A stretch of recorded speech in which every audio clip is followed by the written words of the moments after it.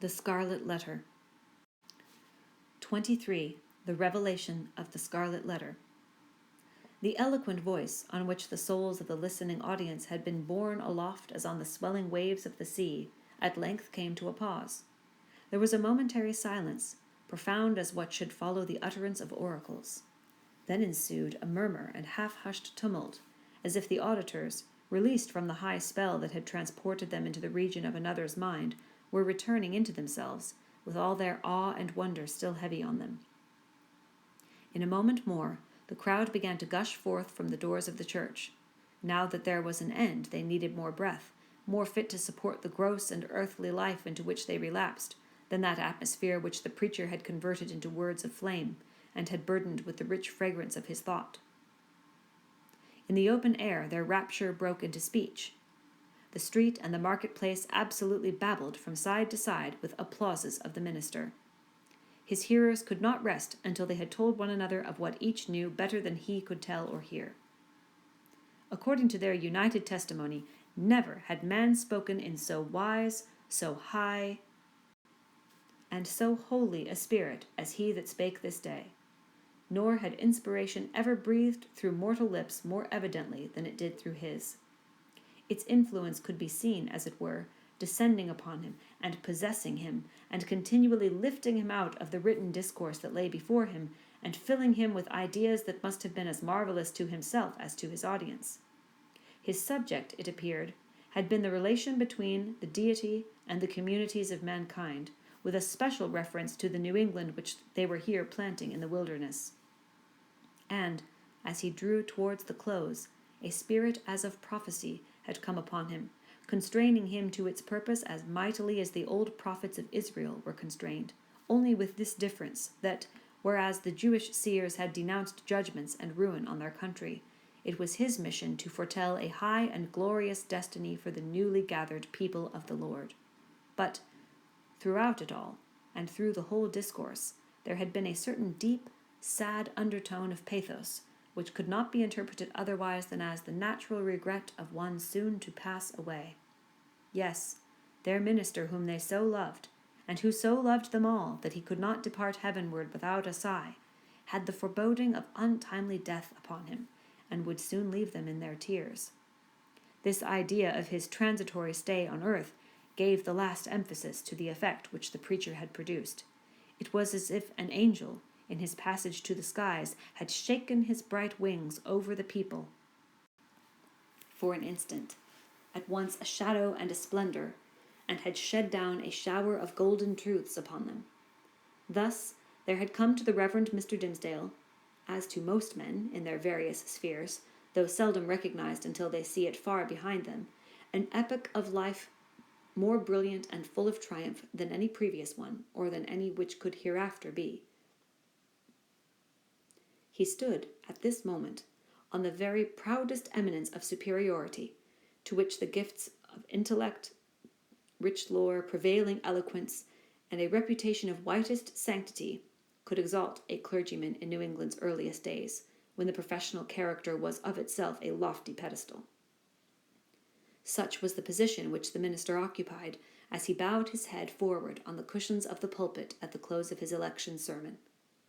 Meanwhile, Hester Prynne was standing beside the scaffold of the pillory, with the scarlet letter still burning on her breast.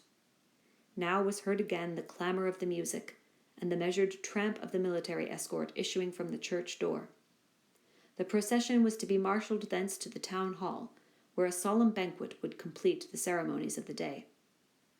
Once more, therefore, the train of venerable and majestic fathers were seen moving through a broad pathway of the people, who drew back reverently on either side, as the governor and magistrates, the old and wise men, the holy ministers, and all that were eminent and renowned, advanced into the midst of them.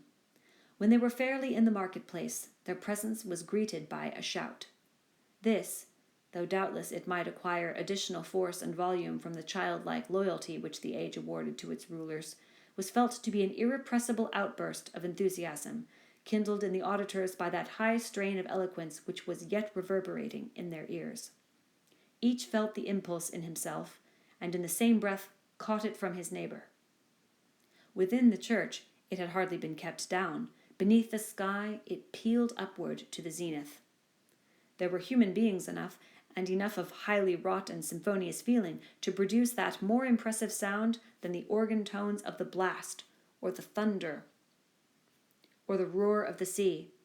Even that mighty swell of many voices, blended into one great voice by the universal impulse which makes likewise one vast heart out of the many. Never from the soil of New England had gone up such a shout. Never on New England soil had stood the man so honored by his mortal brethren as the preacher. How fared it with him, then? Were there not the brilliant particles of a halo in the air about his head? So etherealized by spirit as he was, and so apotheosized by worshipping admirers, did his footsteps in the procession really tread upon the dust of earth?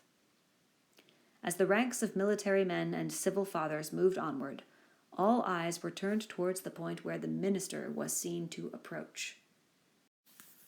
Among them, the shout died into a murmur as one portion of the crowd after another obtained a glimpse of him. How feeble and pale he looked amid all his triumph. The energy, or say rather the inspiration which had held him up until he should have delivered the sacred message that had brought its own strength along with it from heaven, was withdrawn, now that it had so faithfully performed its office. The glow, which they had just before beheld burning on his cheek, was extinguished, like a flame that sinks down hopelessly among the late decaying embers. It seemed hardly the face of a man alive, with such a death-like hue. It was hardly a man with life in him, that tottered on his path so nervously, yet tottered and did not fall. One of his clerical brethren, it was the venerable John Wilson, observing the state in which Mr. Dimmesdale was left by the retiring wave of intellect and sensibility, stepped forward hastily to offer his support. The minister tremulously but decidedly repelled the old man's arm. He still walked onward, if that movement could be so described, which rather resembled the wavering effort of an infant with its mother's arms in view, outstretched to tempt him forward. And now, almost imperceptible as were the latter steps of his progress, he had come opposite the well-remembered and weather-darkened scaffold, where, long since, with all that dreary lapse of time between, Hester Prynne had encountered the world's ignominious stare. There stood Hester, holding little Pearl by the hand, and there was the scarlet letter on her breast. The minister here made a pause, although the music still played the stately and rejoicing march to which the procession moved. It summoned him onward, inward to the festival, but here he made a pause. Bellingham, for the last few moments, had kept an anxious eye upon him. He now left his own place in the procession, and advanced to give assistance, judging from Mr. Dimmesdale's aspect that he must otherwise inevitably fall.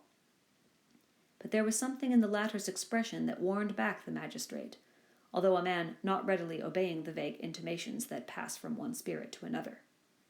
The crowd, meanwhile, looked on with awe and wonder. This earthly faintness was, in their view, only another phase of the minister's celestial strength, nor would it have seemed a miracle too high to be wrought for one so holy, had he ascended before their eyes, waxing dimmer and brighter and fading at last into the light of heaven. He turned towards the scaffold and stretched forth his arms.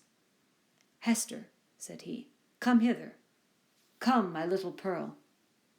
It was a ghastly look with which he regarded them, but there was something at once tender and strangely triumphant in it. The child, with the bird-like motion which was one of her characteristics, flew to him and clasped her arms about his knees. Hester Prynne, slowly, as if impelled by inevitable fate, and against her strongest will, likewise drew near, but paused before she reached him. At this instant old Roger Chillingworth thrust himself through the crowd, or perhaps, so dark, disturbed, and evil was his look, he rose up out of some nether region, to snatch back his victim from what he sought to do. Be that as it might, the old man rushed forward and caught the minister by the arm. "Madman, hold! What is your purpose?" whispered he. "Wave back that woman. Cast off this child. All shall be well. Do not blacken your fame and perish in dishonor. I can yet save you. Would you bring infamy on your sacred profession?" "Ha! Tempter, methinks thou art too late, answered the minister, encountering his eye fearfully but firmly. Thy power is not what it was. With God's help, I shall escape thee now. He again extended his hand to the woman of the scarlet letter. Hester Prynne, cried he with a piercing earnestness, in the name of him, so terrible and so merciful, who gives me grace at this last moment to do what, for my own heavy sin and miserable agony, I withheld myself from doing 7 years ago, come hither now, and twine thy strength about me. Thy strength, Hester, but let it be guided by the will which God hath granted me. This wretched and wronged old man is opposing it with all his might, with all his own might and the fiend's. Come, Hester, come, support me up yonder scaffold. The crowd was in a tumult. The men of rank and dignity, who stood more immediately around the clergyman, were so taken by surprise, and so perplexed as to the purport of what they saw, unable to receive the explanation which most readily presented itself, or to imagine any other, that they remained silent and inactive spectators of the judgment which Providence seemed about to work. They beheld the minister, leaning on Hester's shoulder and supported by her arm around him, approach the scaffold and ascend its steps, while still the little hand of the sin-born child was clasped in his. Old Roger Chillingworth followed, as one intimately connected with the drama of guilt and sorrow in which they had all been actors, and well entitled, therefore, to be present at its closing scene. Hadst thou sought the whole earth over, said he, looking darkly at the clergyman, there was no one place so secret, no high place nor lowly place where thou couldst have escaped me, save on this very scaffold. Thanks be to him who hath led me hither, answered the minister. Yet he trembled, and turned to Hester with an expression of doubt and anxiety in his eyes, not the less evidently betrayed that there was a feeble smile upon his lips. Is not this better, murmured he, than what we dreamed of in the forest? I know not, she hurriedly replied. Better? Yea, so we may both die, and little Pearl die with us. For thee and Pearl, be it as God shall order, said the minister, and God is merciful. Let me now do the will which he hath made plain before my sight, for, Hester, I am a dying man, so let me make haste to take my shame upon me. Partly supported by Hester Prynne, and holding one hand of little Pearl's, the Reverend Mr. Dimmesdale turned to the dignified and venerable rulers, to the holy ministers who were his brethren, to the people, whose great heart was thoroughly appalled, yet overflowing with tearful sympathy, as knowing that some deep life matter, which, if full of sin, was full of anguish and repentance likewise, was now to be laid open to them. The sun, but little past its meridian, shone down upon the clergyman and gave a distinctness to his figure, as he stood out from all the earth to put in his plea of guilty at the bar of eternal justice. People of New England, cried he, with a voice that rose over them, high, solemn, and majestic, yet had always a tremor through it, and sometimes a shriek, struggling up out of a fathomless depth of remorse and woe. Ye that have loved me, ye that have deemed me holy, behold me here, the one sinner of the world. At last, I stand upon the spot where, 7 years since, I should have stood, here with this woman, whose arm, more than the little strength wherewith I have crept hitherward, sustains me at this dreadful moment from grovelling down upon my face. Lo, the scarlet letter which Hester wears. Ye have all shuddered at it. Wherever her walk hath been, wherever, so miserably burdened, she may have hoped to find repose, it hath cast a lurid gleam of awe and horrible repugnance round about her. But there stood one in the midst of you, at whose brand of sin and infamy ye have not shuddered. It seemed at this point as if the minister must leave the remainder of his secret undisclosed. But he fought back the bodily weakness, and still more the faintness of heart, that was striving for the mastery with him. He threw off all assistance, and stepped passionately forward a pace before the woman and the children. It was on him, he continued, with a kind of fierceness, so determined was he to speak out the whole. God's eye beheld it. The angels were forever pointing at it. The devil knew it well, and fretted it continually with the touch of his burning finger. But he hid it cunningly from men, and walked among you with the mien of a spirit, mournful because so pure in a sinful world, and sad because he missed his heavenly kindred. Now, at the death hour, he stands up before you. He bids you look again at Hester's scarlet letter. He tells you that, with all its mysterious horror, it is but the shadow of what he bears on his own breast, and that even this, his own red stigma, is no more than the type of what has seared his inmost heart. Stand any here that question God's judgment on a sinner. Behold, behold, a dreadful witness of it. With a convulsive motion, he tore away the ministerial band from before his breast. It was revealed, but it were irreverent to describe that revelation. For an instant, the gaze of the horror-stricken multitude was concentrated on the ghastly miracle, while the minister stood with a flush of triumph in his face, as one who, in the crisis of acutest pain, had won a victory. Then down he sank upon the scaffold. Hester partly raised him and supported his head against her bosom. Old Roger Chillingworth knelt down beside him, with a blank, dull countenance, out of which the life seemed to have departed.